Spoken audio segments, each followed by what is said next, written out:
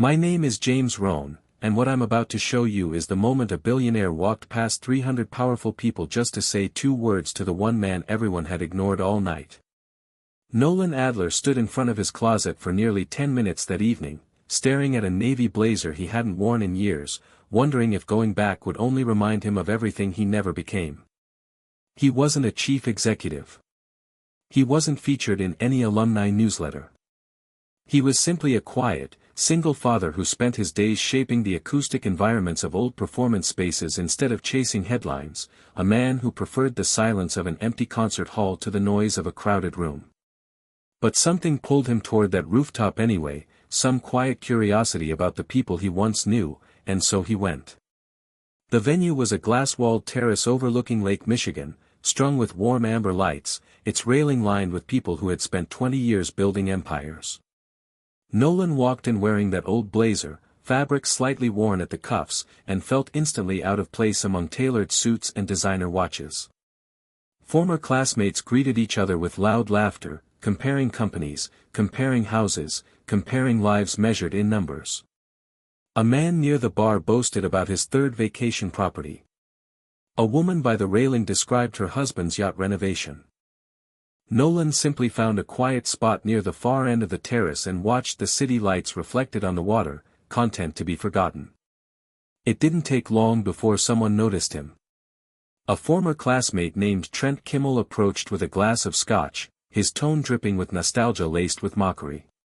He looked Nolan up and down, taking in the modest blazer, the tired eyes, the absence of any expensive watch, and smiled the way people smile when they believe they already know the ending of someone else's story. "Still the quiet guy in the corner," he said. "Some things never change." Nolan only offered a small, polite smile in return, one that revealed nothing. Another classmate joined them, a woman named Margot Healy who ran a downtown public relations firm, her curiosity sharpened by wine and old habits. She asked bluntly what he was doing these days, expecting a modest answer that would confirm what everyone already assumed. Nolan looked out at the skyline, at the towers rising silver against the darkening sky, and answered simply, "I listen to rooms." Margot laughed, assuming it was a joke, a clever way of dodging embarrassment, and moved on to find someone more interesting.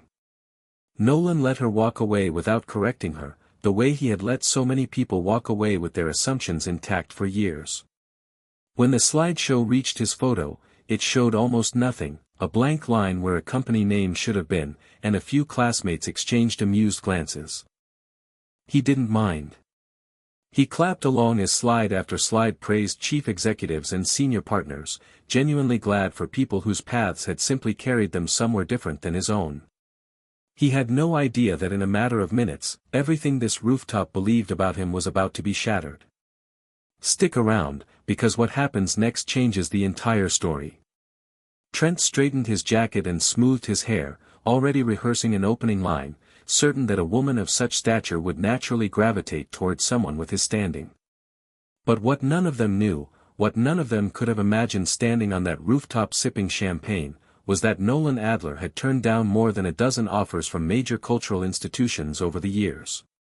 He had walked away from orchestras, arts foundations, and city planning commissions that wanted him to lead their most ambitious projects, walked away from contracts that would have silenced every whispered judgment on that terrace forever. He never wanted the title. He wanted the work, the quiet satisfaction of walking into a hall whose acoustics he had rebuilt and hearing every note land exactly where it was supposed to. Over the past 15 years, he had shaped the acoustic environments of some of the most celebrated performance spaces in the country. He had redesigned the interior of a crumbling 19th-century opera house in Philadelphia that had been scheduled for demolition, transforming it into one of the most sought-after performance venues on the East Coast. He had restored the sound of a coastal chapel in Maine that preservation experts had written off entirely.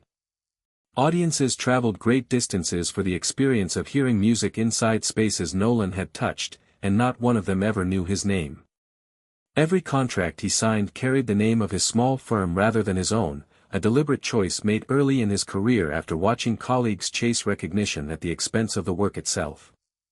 He had been offered prestigious industry awards multiple times and quietly declined nearly all of them, explaining in polite letters that the spaces themselves deserved the recognition, not the person who simply helped them breathe again. His former classmates, measuring success only in visible wealth and public titles, had no way of knowing that the quiet man they had dismissed all evening had shaped rooms they had sat inside without ever realizing it. Nolan drifted toward the exit, half listening to old stories being retold with new exaggerations, half thinking about his son who now lived across the country building his own life. He thought about the years after his divorce, the quiet apartment, the slow rebuilding of himself piece by piece, patient and unhurried, the same way he rebuilt the acoustics of damaged halls.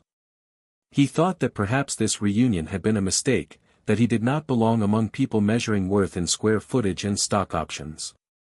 He set down his glass, ready to slip out before the formal program began. But this story was only getting started, and what happened next is something no one on that rooftop saw coming. Don't go anywhere, because the next few minutes are about to turn this entire night upside down. When the glass doors at the far end of the terrace suddenly opened, a hush spread through the crowd like a wave finding its lowest point. Every head turned. Below on the street, a line of black vehicles had pulled up along the curb, headlights cutting through the early autumn mist. Security personnel stepped out first with the practiced calm of people who did this every day. Cameras that had been quietly documenting the reunion swung toward the entrance. Someone near the bar whispered a name that rippled through the crowd within seconds. Natalie Saurin had arrived. The professors hurried toward the doors, clearly startled that the youngest self-made female billionaire in the country, a woman whose face had appeared on the cover of nearly every business publication in the world, had chosen to attend a simple university reunion. Her company had reshaped the music and entertainment industry on 3 continents, and yet here she was, stepping through the doorway as though she had never left this city at all.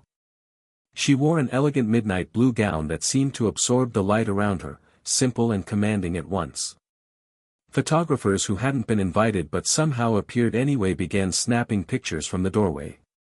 Alumni who had spent the last hour boasting about their own achievements suddenly stood awkwardly still, unsure whether to approach or wait to be acknowledged. Instead of stopping at the welcoming committee, Natalie moved past the university president mid-sentence, past every outstretched hand angled toward her as though none of it registered at all. The crowd instinctively parted to let her through, forming a loose corridor across the terrace floor, everyone suddenly understanding, even before they knew the reason, that they were witnesses to something rather than participants in it.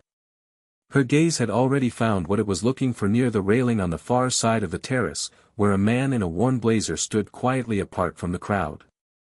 Nolan felt the shift before he understood its cause, and when he turned expecting to see whatever celebrity had commanded such attention, he found instead that the woman everyone was staring at was staring directly back at him.